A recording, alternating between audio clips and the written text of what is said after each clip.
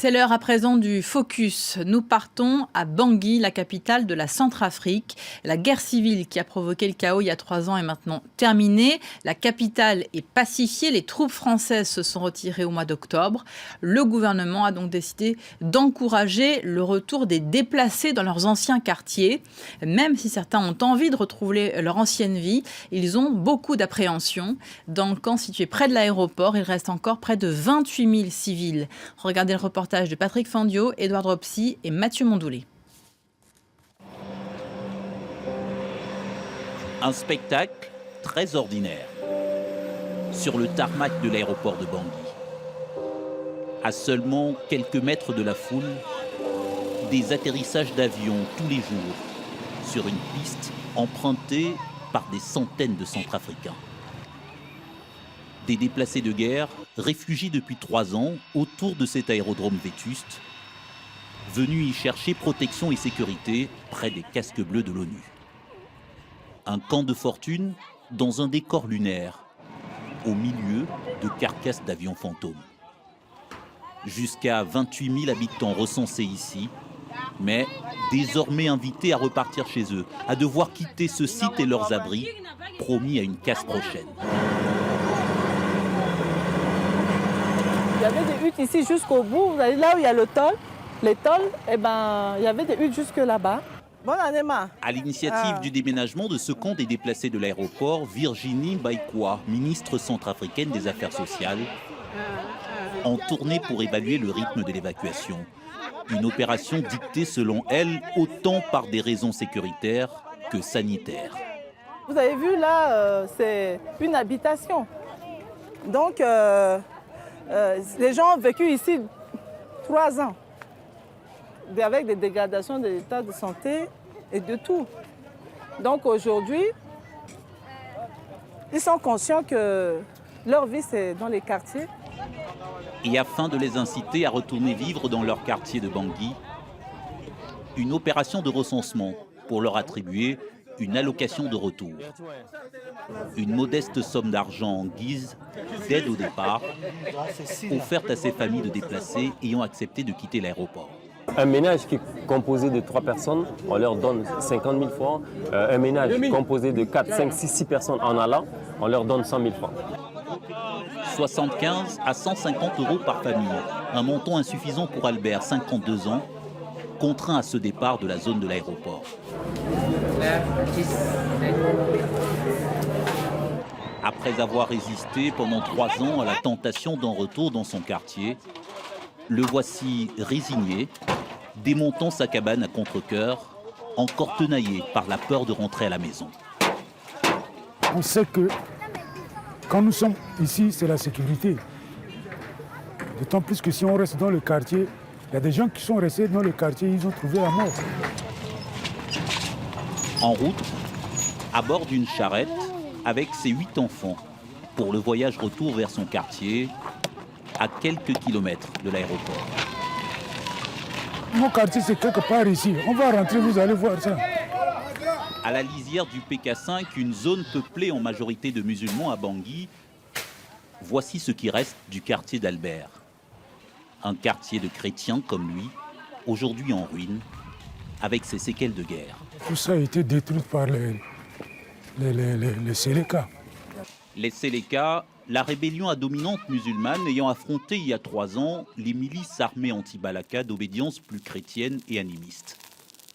Une flambée de violence encore vive dans la mémoire d'Alain, réinstallé depuis peu tout près de sa maison ciblée après sa fuite. Mon terrain, là c'est ma maison, l'autre aussi c'est ma maison. Les musulmans étaient venus, croyant qu'on était encore à l'intérieur. Ils ont commencé à tirer. Ici, vous voyez même les impacts des balles là.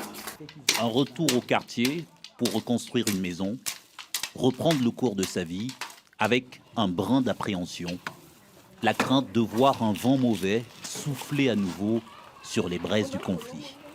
Je prie le gouvernement de mettre un système de sécurité parce que ici là nous sommes sans défense, donc il faut qu'il il doit avoir un poste avancé, comme ça, on sera sécurisé. Parce que sans ça, toujours on a peur de rester dans le quartier. Parce que d'un moment à l'autre, ces gens-là, ces bandits de grand chemin, peuvent revenir faire leur faire. Donc là, c'est vraiment ma préoccupation à l'égard de l'État. Dans la zone aéroportuaire de Bangui, des milliers d'habitants attendent encore l'heure du départ. Mais ils ne sont plus qu'un tiers sur les 100 000 déplacés présents ici au pic de la crise.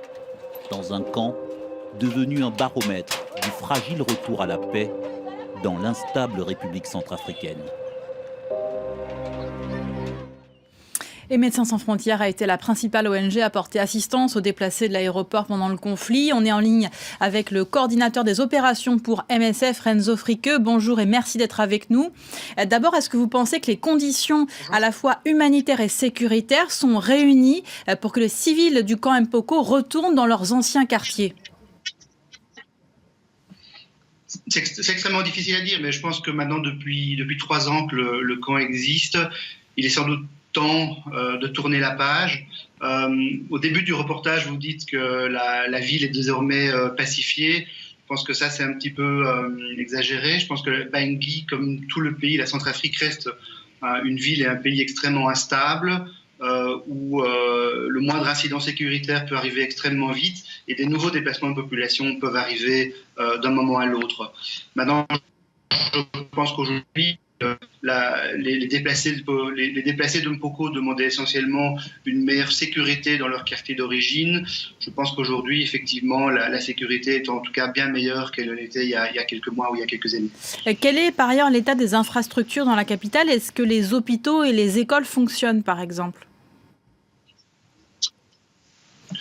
Alors dans Bangui, comme ailleurs dans le pays, un certain nombre d'infrastructures fonctionnent, mais clairement le niveau d'infrastructure, et en particulier en ce qui nous concerne pour Médecins sans frontières, c'est au niveau de la santé que nous attachons le plus d'importance. Le niveau des infrastructures, l'offre ne correspond pas aux besoins. Pour vous donner un chiffre, de l'ordre de 2/3 des patients qui utilisaient l'hôpital que Médecins sans frontières a installé à Mpoko provenaient en réalité de quartiers avoisinant le camp et l'aéroport. Et donc provenaient de quartiers de la ville et la population venait à l'hôpital de Mpoko parce que l'offre de soins est gratuite, complète et malheureusement ils ne pouvaient pas accéder à ces soins de qualité et gratuits dans d'autres centres de santé ou hôpitaux dans les villes. Aujourd'hui, quelles sont les principales missions de MSF en Centrafrique ? Alors, Médecins sans frontières en Centrafrique a un très très gros déploiement. On a dans le pays 17 projets, plus de 55 millions d'euros, donc ce qui veut dire un budget de plus de 10 euros par habitant, ce qui est tout à fait massif. Alors, Médecins sans frontières a un éventail d'activités extrêmement large entre bien sûr des projets chirurgicaux, des activités pédiatriques, dans le VIH, et puis bien sûr une composante réaction aux urgences, avec, comme je l'ai expliqué, une situation particulièrement instable, et donc une capacité à répondre à des besoins, à des déplacements de population, à des flambées épidémiques ou d'autres crises qui pourraient survenir d'un moment à l'autre. L'année dernière, il y a eu plusieurs incidents des attaques qui ont visé vos humanitaires. Quelle est la situation sécuritaire, notamment en dehors de Bangui aujourd'hui, pour les humanitaires d'MSF et pour les autres ? Oui, tout à fait. Donc, ce déploiement important de Médecins sans frontières dans le pays se fait malgré des conditions sécuritaires extrêmement délicates. Plusieurs fois par an, nous sommes victimes d'attaques ciblées ou non ciblées. Nous avons perdu ces 2-3 dernières années un certain nombre de personnels nationaux. Et donc, le déploiement de nos activités médicales se fait avec parcimonie, avec grande prudence, pour ne jamais mettre en danger excessif nos équipes. Bien sûr, nous essayons d'accéder à la population qui n'a pas accès aux soins de santé. Et donc, cette population se trouve soit enclavée dans les villes, soit parfois cachée en brousse. Donc, le travail des humanitaires, c'est essayer d'apporter les soins humanitaires, enfin les soins accès à cette population malgré les obstacles que nous rencontrons, que la population rencontre pour accéder à ces services. Merci beaucoup Renzo Friqueux pour cet éclairage sur la situation de MSF en Centrafrique.